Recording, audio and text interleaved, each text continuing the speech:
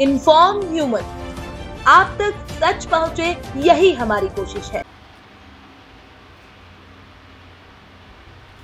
लगभग 2 महीने पहले की घटना है। मैं अपने घर पे पोर्च पे बैठा हुआ था, सुबह का वक्त था, तो मेरे पास एक फ़ोन आया कि बहुत दिन हो गए हैं, अभी तुमने बात करना बंद कर दी है। और इस तरह से जब बातचीत हुई तो मुझे कन्फ्यूजन हुआ कि किससे बात हो रही है। तो एक दो बार पूछा कि पहचाने की नहीं पहचाने, तो मुझे लगा कि हो सकता है कुछ करीबी होंगे, तो और फोर्स किया, बोले पहचान के बताओ। मैंने आवाज़ से थोड़ा सा, मुझे क्योंकि एक शिष्टता बस मुझे उसको एकदम से निरस्त नहीं कर पाया। मुझे लगा कि शायद हमारे परिचित में हैं, उनसे आवाज़ मिलती जुलती थी, तो मैंने उनका नाम लिया कि वो बोल रहे हैं। तो बोले हाँ आप सही पहचाने। तो मैंने कहा ठीक है। बोले आप फ़ोन ही नहीं लगाते हो, बात ही नहीं करते हो। तो मैंने अपनी व्यस्तताएँ बताई। बोले चलो ठीक है, अभी यार एक कहीं से पेमेंट मेरे पास आया है, तो वो अभी तुम्हारे अकाउंट में भेजता हूँ, फिर जब कभी लगेगा तो मैं रिटर्न कर दूँगा। क्योंकि मुझे थोड़ा सा भरोसा उस आवाज़ को लेकर हुआ था, तो मैंने उसको ओके किया। और जैसे ही ओके किया और जस्ट मिनट में मेरे पास एक मैसेज आया जिस पे ये दिखाई दिया कि इतना पेमेंट आ गया है। फिर मुझसे बोला गया कि इसको आप क्लिक कर दीजिए। जब ये बोला तो मैं एकदम से शॉक हुआ कि शायद ये कुछ फर्जी काम है। दरअसल ये मेरे साथ की घटना नहीं है, ये यहाँ हम जो लोग बैठे हैं उनके साथ भी, या हमारे जो दर्शक हैं उनके साथ भी कभी ना कभी ये घटा होगा। इस तरह की घटनाएं अब आम हो गई हैं। आज के हमारे जो स्पेशल एपिसोड साइबर अवेयरनेस को लेकर हमने शुरू किया है, इसके पीछे का उद्देश्य यही है कि चूँकि अब ऑनलाइन का तमाम जो समाज है वो उसका ग्राफ बढ़ रहा है। इन्फॉर्म ह्यूमन के उद्देश्य यही है कि हम इस तरह के एपिसोड चलाएं जिससे कि एक जागरूकता समाज में आ पाए। पत्रकारिता का ये भी एक पार्ट है, क्योंकि साइबर अवेयरनेस पे ये आवश्यक था कि हम किन्हीं विशेषज्ञ को आमंत्रित करें और उनसे जानें, उनके माध्यम से हम इस मंच पे उनको बुला के समाज को जागरूक कर सकें। इसी के तहत आज एक बहुत अच्छे अफसर हैं, दिशेश जी अग्रवाल CSP हैं देवास में। कोरोना काल में आपने काफ़ी काम किया है, कई सारे कंटेंट आपके ऑनलाइन उपलब्ध हैं और वो हमें साइबर पर जागरूक करेंगे। साथ ही एडवोकेट से डॉक्टर पायल पालीवाल हैं, डायरेक्टर हैं। आपकी भी कुछ शंकाएँ हैं, उस पर आप बातचीत करेंगे।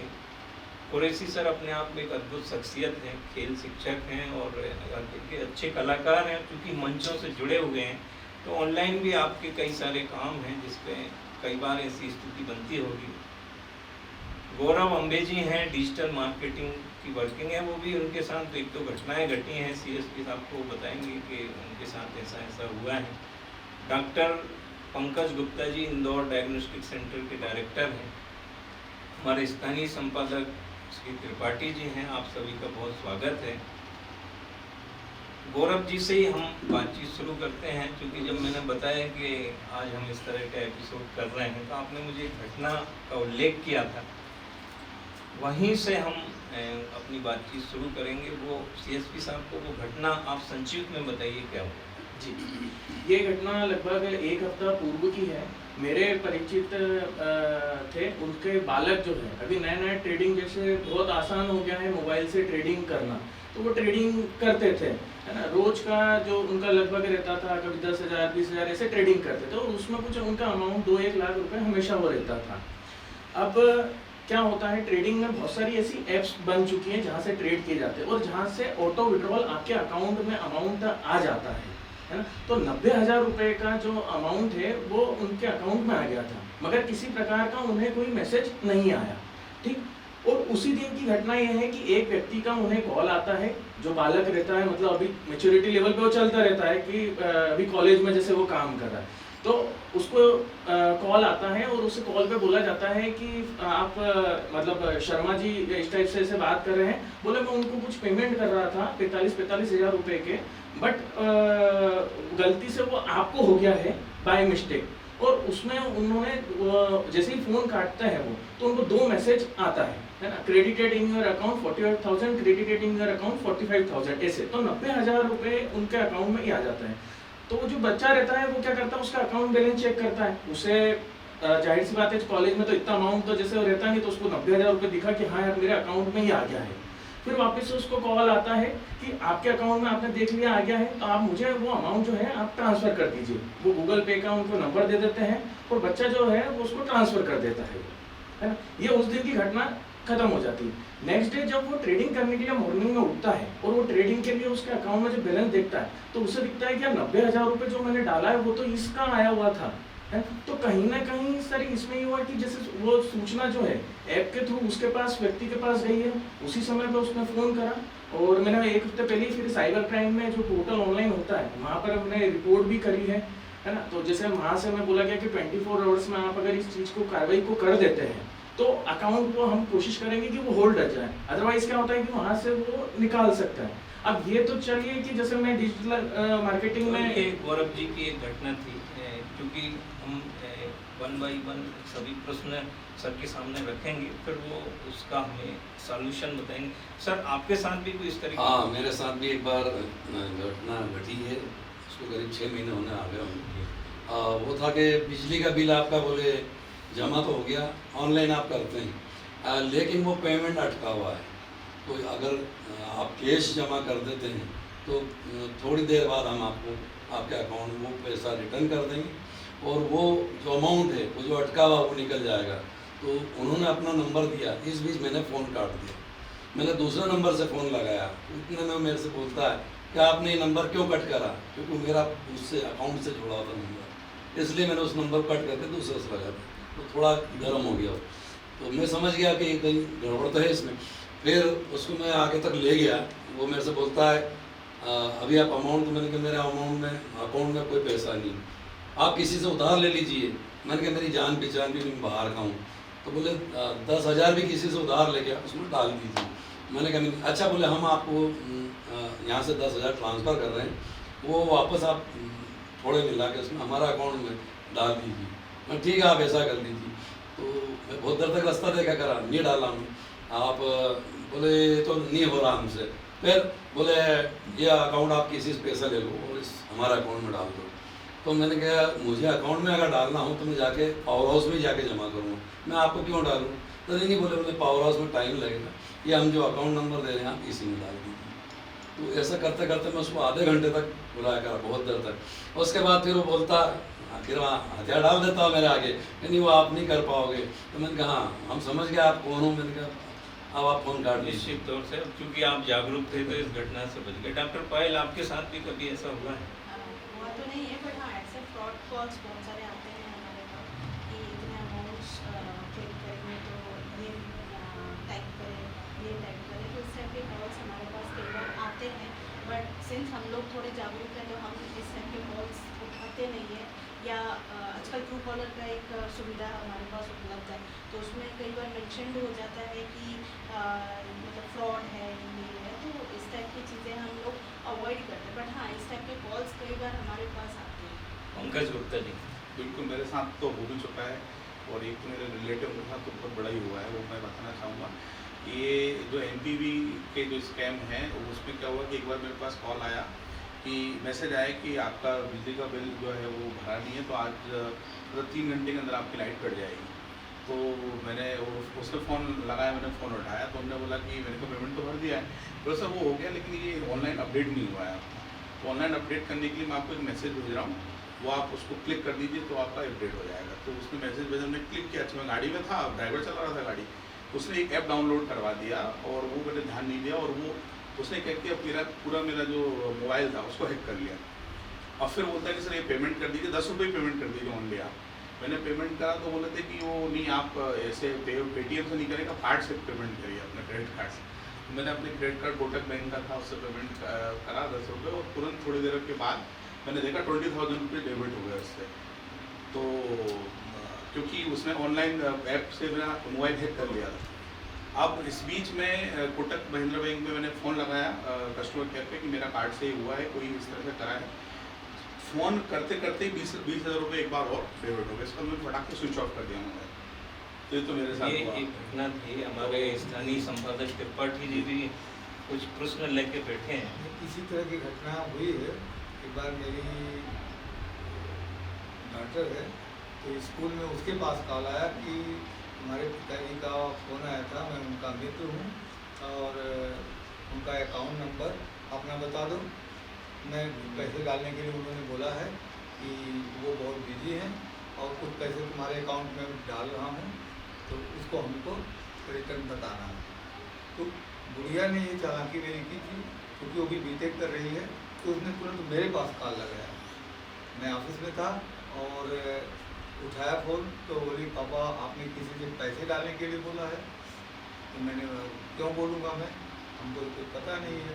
बोली मेरे पास ऐसा कॉल आया है। मैंने बोला वो फ्रॉड कॉल है, बंद कर दो। इस तरह की घटनाएं हैं। और जैसा कि मैंने प्रारंभ में कहा था कि चूँकि समाज में लगभग सभी के साथ ऐसा कभी ना कभी हुआ है। आज यहाँ जो आप लोग बैठे हैं ये निश्चित तौर से जागरूक वर्ग है, तो आप कई बार बच गए या कुछ संयोग से हो भी गई घटना, लेकिन ये शायद साइबर क्राइम का एक हिस्सा है। अपराध के साइबर पे ऑनलाइन जो क्राइम है उसके कई सारे ऐसे केस हैं जिस पे कई बार हम लोगों ने समाचारों में भी आपने सुना होगा। सीएसपी साहब से हम निवेदन करेंगे कि सर ये जो हमारे जो प्रश्न हैं उनका तो आप बताइएगा, साथ ही साइबर क्राइम किस तरह से बढ़ रहा है और उसके बचाव क्या है, इस पे भी आप हमें प्रकाश देंगे। जैसे सबसे पहली घटना आपने बताई, तो मेरा ये कहना है कि जब उनके पास मैसेज आया था कि 45,000 रुपये 48,000 रुपये आपके खाते में क्रेडिट हो गए, तो बेसिकली इसका रिफ्लेक्शन आपके बैंक अकाउंट में होगा। आप अगर आप बैंक स्टेटमेंट फ्रॉड नहीं हो सकती, क्योंकि वो एप्लीकेशन आपकी बैंक से कनेक्टेड है और वहाँ पर सही रिफ्लेक्शन होगा। तो अगर आप उस समय उस बैंक अकाउंट स्टेटमेंट को खोल के देखते हो और वहाँ पर वो रिफ्लेक्शन नहीं होता, तो आप समझ जाते हैं कि आपके साथ फ्रॉड है। दूसरा, अगर फ्रॉड हो ही गया तो हमारे पास भारत सरकार ने जो है ना वो एक बड़ी सुविधा भी उपलब्ध कराई है 1930 और cybercrime.gov.in करके एक ऑनलाइन वेबसाइट है, जिस पर हम उस पर जाकर ऑनलाइन रजिस्ट्रेशन पहले करके और जो हमारे साथ फ्रॉड हुआ है उसकी सारी डिटेल्स हमसे पूछता है। पहले वो एप्लीकेशन ऑनलाइन पोर्टल हमारी डिटेल पूछता है, फिर उसके बाद वो सारी डिटेल्स हमें एंटर करने के लिए बोलता है। जैसे जिस UPI ID के माध्यम से हमारे साथ फ्रॉड हुआ या जिस बैंक अकाउंट में वो पैसा ट्रांसफ़र हुआ, कितना अमाउंट ट्रांसफ़र हुआ, तो हम जब डिटेल एंटर करते हैं तो वो जो वहाँ की नोडल टीम है, जहाँ बैंक के नोडल्स भी रहते हैं, वो तुरंत उन अकाउंट्स को फ्रीज़ कर देते हैं जिन खातों में पैसा गया है। और रिसेंटली कुछ दिक्कत ऐसी आती थी लोगों को कि अगर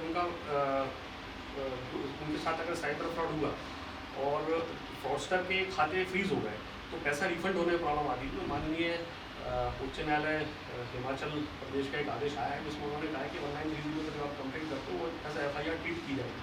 तो जो आप का लोकल जिस डिस्ट्रिक्ट में आप रह रहे हो वहाँ पर हर डिस्ट्रिक्ट में अभी साइबर मतलब ऐसे सेंटर बनाए गए हैं जहाँ पर साइबर की कंप्लेंट्स एंटरटेन होती हैं और वो कंप्लेंट्स पुश होकर वहाँ जाती हैं।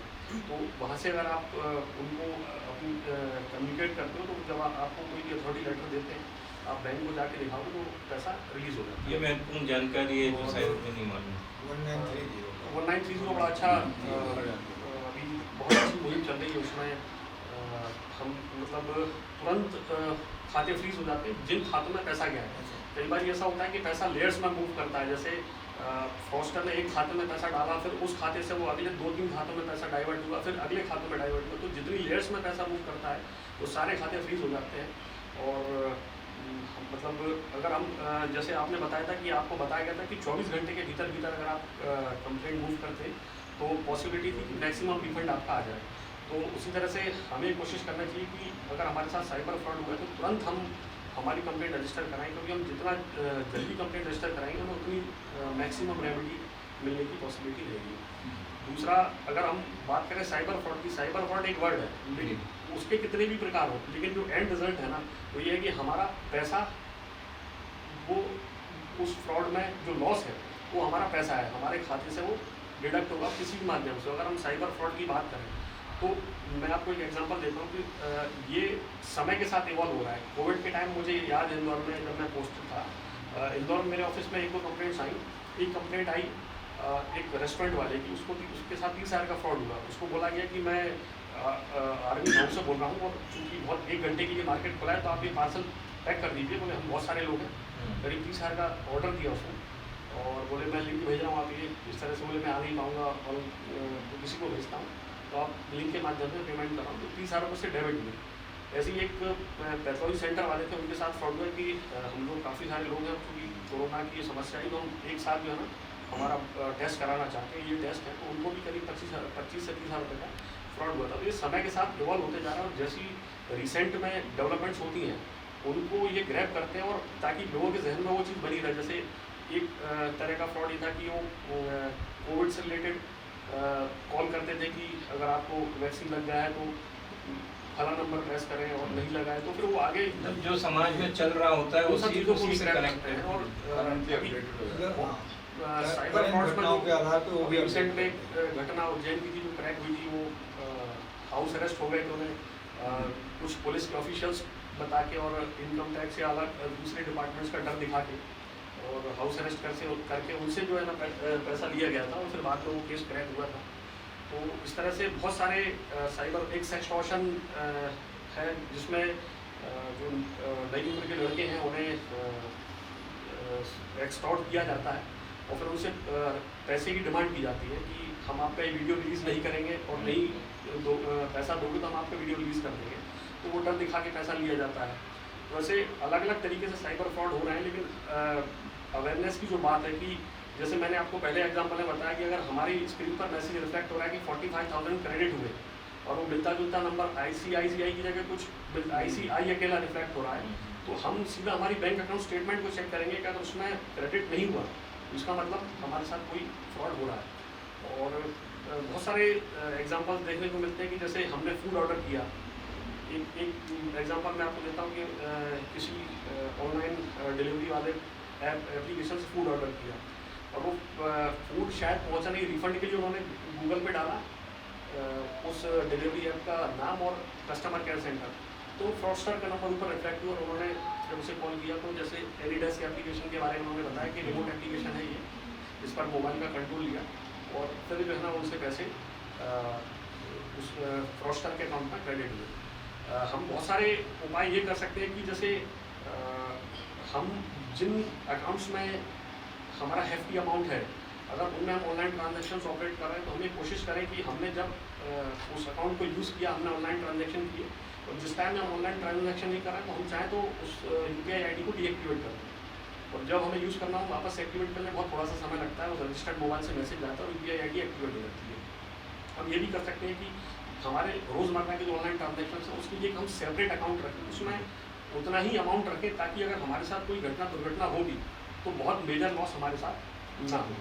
हम ये कर सकते हैं। दूसरा, हमारे घर में जो एल्डरली पेरेंट्स हैं जो बहुत ज़्यादा फ्रेंडली नहीं है ऑनलाइन एप्लीकेशन से या टेक्नो से भी नहीं है, अगर उनके अकाउंट से तो हम कोशिश कर सकते हैं कि जो रजिस्टर्ड मोबाइल है बैंक्स में या डिफरेंट ऑनलाइन एप्लीकेशन में वो हम हमारा रखें ताकि कोई फ्रॉडस्टर उन्हें कॉल भी लगाए और वो कोशिश भी करे OTP की, तो OTP हमारे पास आएगा जिससे हम अलर्ट हो जाएंगे कि हमारे साथ कोई ऑनलाइन फ्रॉड होने जा रहा है, जिससे हम समय रहते हैं उससे। ओके, बहुत धन्यवाद। क्योंकि आज ये हमारे एपिसोड का एक पार्ट था। अगले सप्ताह हम डिजिटल के कई सारे प्लेटफॉर्म हैं और उन प्लेटफॉर्म पर किस तरह की एहतियात है, उनकी कौन सी सुरक्षा की हैं, जिन पे हम बातचीत करेंगे। क्योंकि दिशेश जी अपने आप में एक अद्भुत शख्सियत हैं। जब मैं आपके विषय में पढ़ रहा था तो कोरोना काल में आपकी वाइफ भी आपके डिपार्टमेंट से हैं, वो भी CSP हैं और कोरोना में जिस तरह से एक समर्पण भाव से इंदौर में आपने काम किया उसको आज भी उसकी चर्चाएं होती हैं। आज आप सबने हमें समय दिया, आपका बहुत धन्यवाद। अगले सप्ताह इसी विषय को आगे बढ़ाते हुए फिर हम आपसे मिलेंगे। आप सभी दर्शकों का बहुत धन्यवाद। Thank you.